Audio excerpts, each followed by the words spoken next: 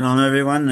Today we'll begin the laws of Havdalah, and what I wrote in the message was that this follows last week's parsha, where Hashem told the Pharaoh again and again that there's going to be a difference between a separation and difference between the people of Israel who were living in Goshen or in other places in Egypt and all of the Egyptians. And the two times that the Pharaoh actually sent people to check it up, he found that in fact Hashem was right and there was no harm done to the Israelites. So the Havdalah, this is just an introduction, talks about three main differences. Ben Or L'Choshech, Ben Israel Amim, Ben Yom HaShvi Yesheshet Yimei HaMaaseh. So between the light and the darkness, between the people of Israel and the rest of the people, and between um, the sanctity and the mundane. So I could not find any verse in the whole Tanakh that talks about specifically differentiating between Yom HaShvi the 6 days, besides all the facts that we've already talked about, that how special Shabbat is. But what's interesting in Havdalah is that usually the Shabbat is following the 6 days, and even in verses we say Vayishbot Elokim B'Yom HaShvi, that Hashem ceased from doing melacha, creative labor, on the sixth day or going into the seventh. But in Havdalah, we actually start with Ben Yom HaShvi'i L'Sheshet Yimei HaMaaseh, because we are actually introducing the new week that will follow. So the very first time that the word Havdalah, or the verb separation, is in the Torah is, of course, in Bereshit, in the act of creation, where Hashem saw the light, that it was good, and Hashem separated Vayavdel Elokim ben ha'or u'ben ha'choshech. So that's the first reference. The second reference is in Parshat Shmini, of all places. It is not talking specifically about Shabbos. The previous verse was about how Aaron and his sons should not, his surviving sons, should not drink wine or alcohol before they do the service in the tabernacle. But our rabbis learned that when it says immediately after that, all the people of Israel have to separate between what is sacred and what is profane, and what is impure and what is pure. So was a directive to the Kohanim, that because they are a lot more involved with the Tameh and Tahor, with the Kodesh and the Chol, and they are the ones who are supposed to teach everybody else how to separate.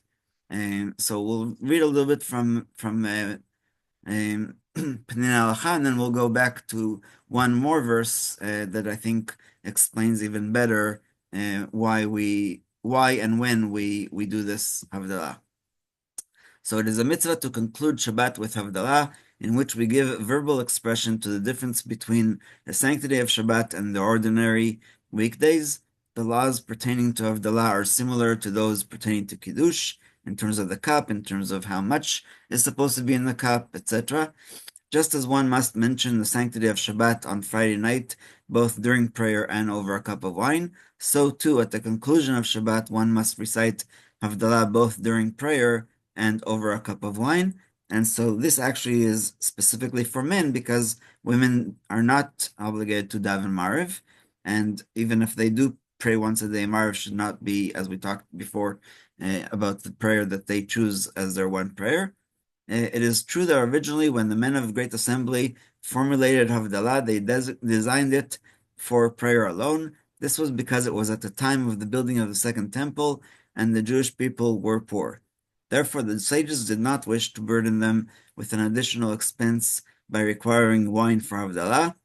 However, later on, when the Jews' financial situation improved and they could afford it, the sages ordained that Havdalah be recited over a cup of wine.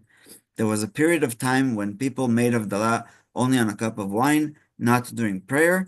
Eventually, it was decided that Havdalah would be done both during prayer and over a cup of wine, and women, like we said, who do not generally pray Mariv, fulfill their obligation by hearing Havdalah over a cup of wine. Similarly, if one forgot to add the Havdalah insertion in the Amidah, he does not have to repeat the prayer. Actually, he should not repeat the prayer because it's Brachal Vatalah. Rather, he fulfills the obligation by hearing Havdalah over a cup of wine. So in the prayer itself, the Havdalah in prayer is recited during the fourth bracha of the Amidah, since this is the first bracha that relates to everyday matters. So before we see the second reason, which is the only one that I remembered, why we say it in the fourth blessing talks about knowledge, and the Gemara in Brachos says, "Im en bina havdalah minayin." If you don't have the brains or the insight or the understanding, the dissertation, or the sermon, sorry, then you cannot realize what the Havdalah, what the real separation is between the Kodesh and the Chol, between the sacred and the mundane. So the very last verse of Yonah, which is almost at the end of Nevi'im, Hashem rebukes Jonah for how he had compassion for the Kikayon, for the plant that gave him shade, and Hashem says, "Va'ani lo achus al ninvei yer hagdolah," that I should not, question mark, or rather, rhetorical question, that I should not care about Nineveh, the great city in which there are more than 120,000 persons who do not yet know, that's the verb, yada, between their right hand and from their left, and many animals as well. And so that's the very last verse of Jonah, and it basically gives us the idea and understanding that yada, the intimate knowledge of something, is related to Havdalah between Yamin and Small, good and bad, etc., etc., Kodesh v'Chol. And so now that explanation will make a lot more sense. So additionally, the theme of this bracha is knowledge, without which one cannot distinguish between the sacred and the profane. Therefore, it is logical to integrate Havdalah into the bracha, in which we request wisdom and knowledge. So that's the Gemara in Brachos 33a. According to many poskim, the obligation of Havdalah is by Torah law. Those poskim understand the mitzvah of Zachor to include both Kiddush and Havdalah, that is, marking Shabbat's onset by invoking its sanctity, and its exit by distinguishing the sacred from the profane or mundane. The requirement to recite Kiddush and Havdalah over a cup of wine is rabbinic. Others maintain that the Torah commandment of Zachor is limited to invoking the sanctity of Shabbat at its onset, but the sages expanded the mitzvah by ordaining the recitation of Havdalah at its end. And you could say that since originally it was already only just in Shmoneh Esrei, all of Shmoneh Esrei is considered part of the seven mitzvot d'Rabbanan of the brachos, and so that's why it's important.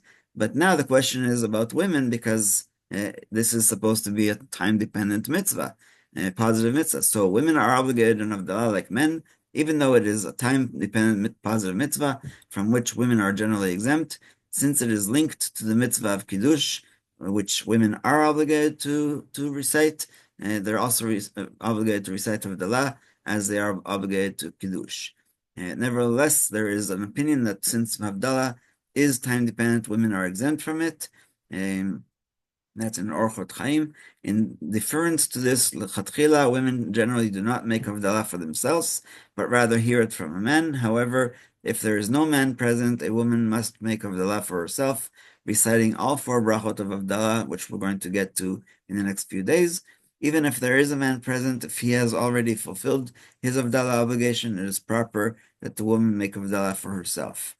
Only if she does not know how to make the brachot herself, because most women aren't used to saying Havdalah, so it's not about knowledge or not knowledge, it's just not used to, I think. Can a man who already fulfilled his obligation make Havdalah for her? And we'll stop here, and tomorrow we'll go into a little bit more of this, and especially since it's Erev Shabbat, Friday will be Erev Shabbat, and I think